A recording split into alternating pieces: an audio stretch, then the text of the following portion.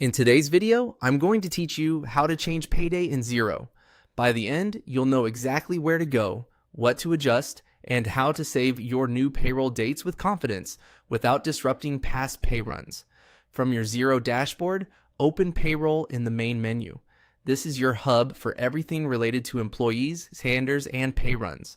Next, go into Payroll Settings. Think of this area as the control center for how payroll behaves, including calendars and payment timing. Inside Payroll Settings, choose Pay Frequencies. Here, you'll see the calendars you use to schedule pay runs.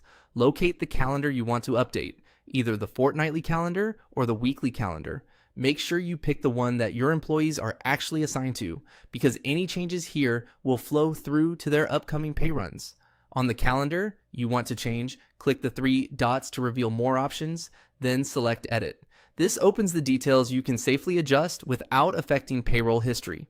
Now, set the next pay period. This defines the start and end dates of your upcoming pay run.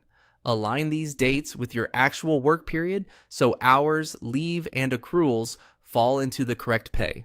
If you're moving a pay cycle forward or correcting a drift, double check that the new period doesn't overlap with the last one or leave it a gap. After that, set the next payment date.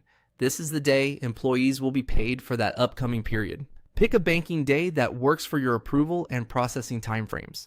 Remember that weekends and public holidays can affect when funds land, so it's start to allow enough time for approvals and any required filings. Before saving, take a moment to review both the next pay period and the next payment date together. They should make sense as a pair.